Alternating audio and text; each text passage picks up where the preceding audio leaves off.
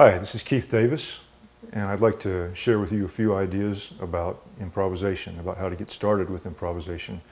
These are some ideas that my students and I have found very helpful. We're going to start off with a C major scale, and from that scale we're going to take the three most basic, most commonly used chords, which are the 1 chord based on C, the 4 chord, which is F, the 5 chord, which is G. We're going to play these chords as what we call a cadence, going from the 1 chord to the 4 chord, back to the 1 chord, to the 5 chord, back to 1. And we're going to do that in all 3 positions, starting from a root position of C, then first inversion, second inversion. Okay. In addition to that, with the left hand, we're going to play the roots of these chords. For example, my students have found it useful to put, if you put your second finger on the 1, which is C, your thumb on 4, which is F, your little finger on 5, which is G. You don't have to move your left hand at all with this, which is helpful when you're getting started. So anyway, what we're going to do now is we're going to turn this into a 4-bar chord progression, like this, for example. 1, 2, 3, 4, C, 2, 3, 4, C, 2, 3, 4, G, 2, 3, 4. Okay, and we're just going to repeat that 4-bar chord progression using some simple rhythms. We're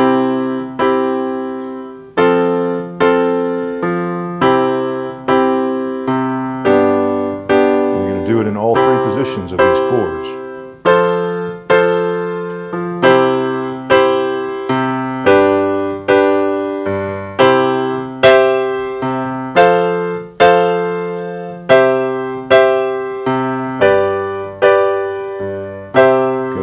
Become familiar with the voice leading of this. Voice leading is going from 1 chord to another with the most economical motion. For example, C going to F like this, C going to G like this, the closest inversion of the chord. Then what we're going to do is we're going to begin to move these chords around a little bit more by going up or down 1 inversion on the chord and then voice leading to the next chord. For example, C,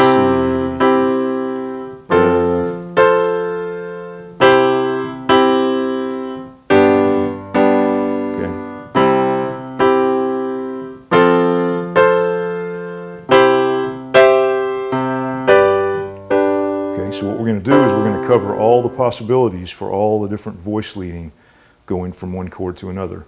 And we're also going to work on moving our inversions up and down. The rules I usually give my students are go up or down 1 inversion and then voice lead to the next chord. So up 1 inversion, voice lead, up 1 inversion, voice lead, up 1 inversion, voice lead, up 1 inversion, like this. Okay?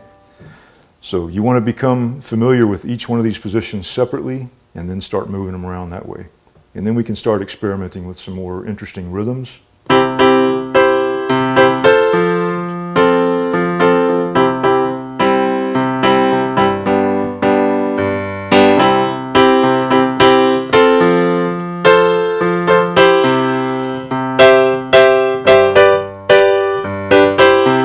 Okay, like this. We'll talk about rhythm in another video coming up soon. Okay, next we're going to take these chords and we're going to break them up. We're going to break them up into broken arpeggios or broken chords, and we're going to begin to make melodies out of them. So if we just start off in 1 position, we're going to get something like this.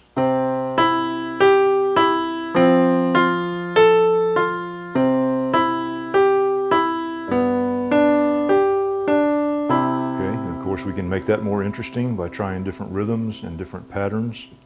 Okay,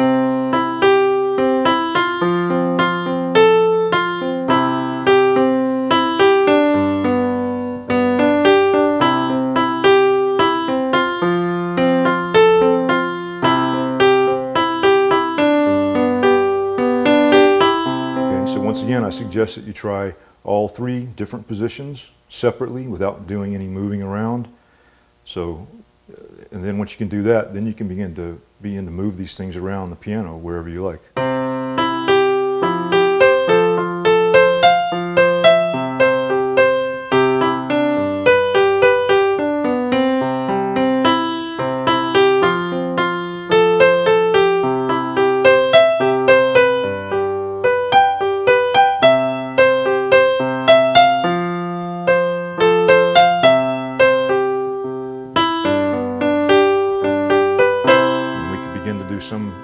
combinations using like 2 notes of the chord.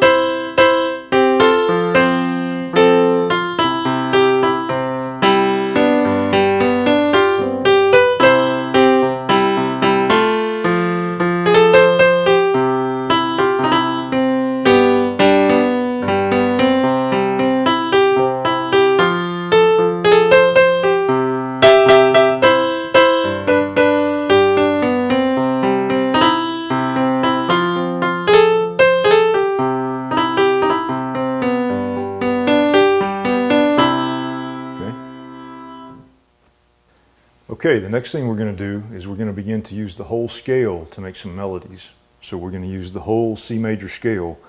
What we're going to do is connect the chords to each other. So I'm thinking of chord tones. I'm going from a chord tone of C to a chord tone of F to another chord tone of C, a chord tone of G. Like for example, very simply,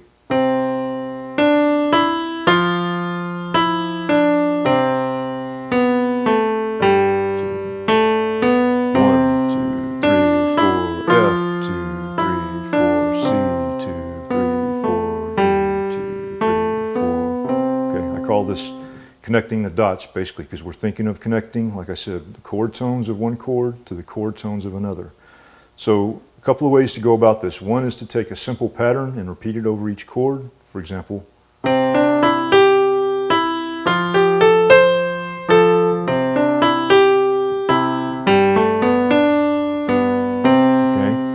or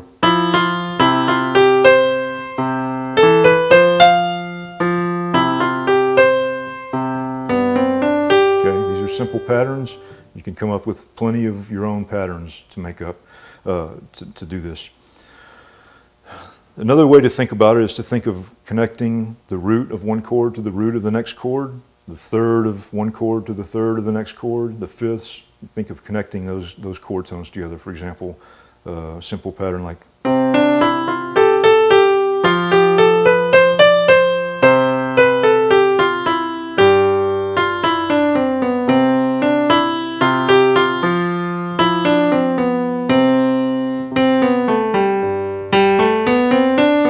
C, root of F, root of C, root of G. So as you can see, you can begin to experiment with some rhythms too, and you're going to have to play around with the rhythms. But just think of connecting root to root, third to third. Here's one where I start on the third of C and I connect to the third of F. There's the third of C.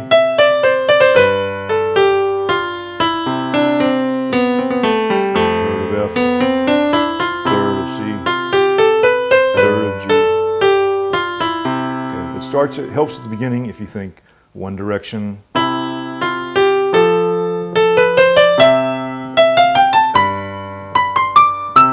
have to work out the rhythms, of course, but I think it helps to go in one direction at a time. And then once you can connect the notes together like this, you can begin to freely connect any chord tone of one chord to any chord tone of the next chord.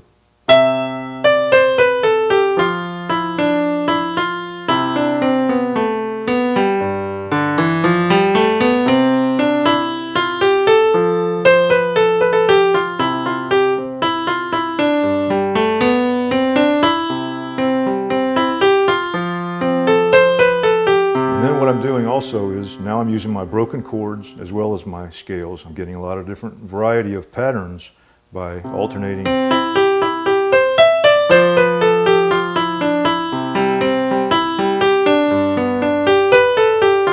of course, once you can do both of those things, you can also add in some chord rhythms.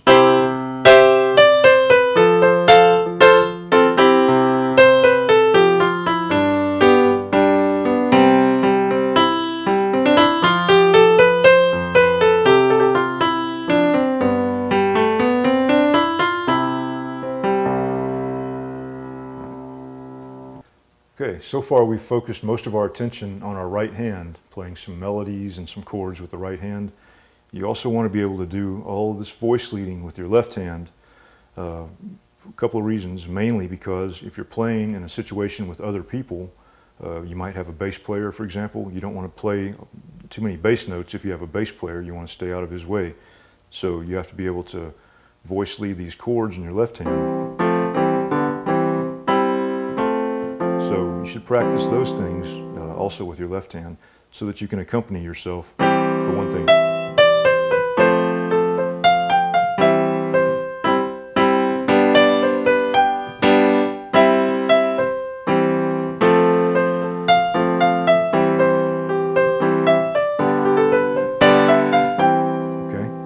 Another thing you're going to do with your left hand is, well, if you're playing solo or you're accompanying someone, you want to be able to play some bass lines with your left hand. Now we started off just playing some real simple bass notes accompanying our right hand.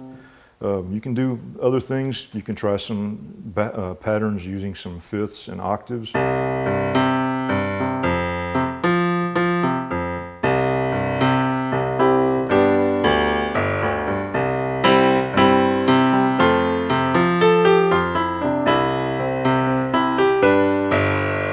Walk your octaves a little.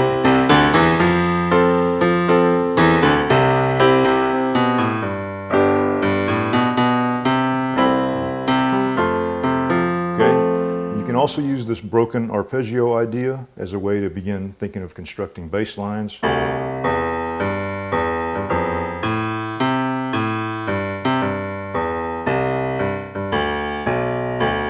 That's rudimentary at first, but it works.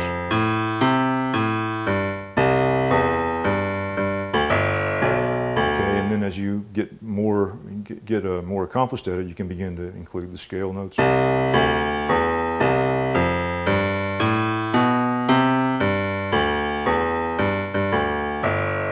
that's like a swing bass line, but it could be any style.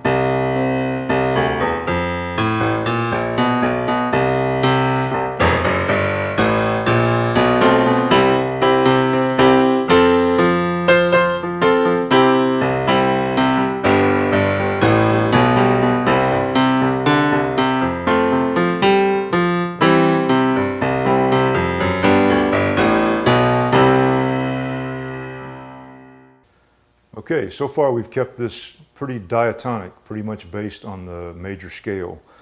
Something we can do with this chord progression to make it a little more interesting is to turn all three of these chords into dominant seventh chords. And this is going to sound more like blues or rock and roll, gospel.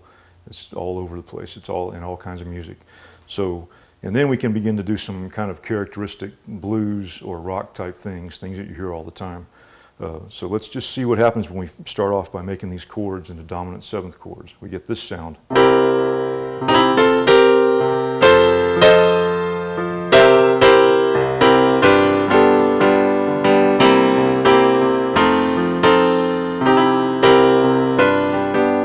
so then I can get some things like a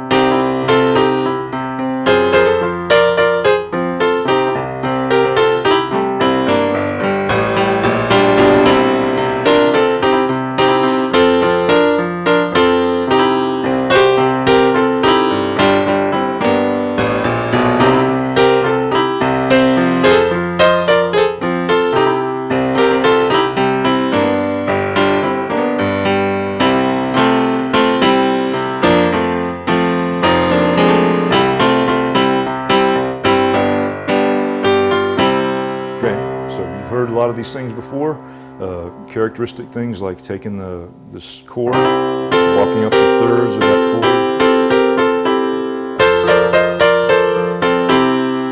Also what I call pull-offs, where I'm pulling off the third of that chord like that, especially when it's in root position, or pulling off the fifth using that seventh on top.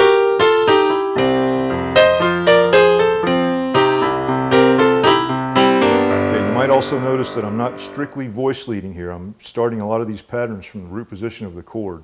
That's just characteristically how it sounds, but you can still approach these chords from above or below. For example, if I'm playing C, I could approach it. Gives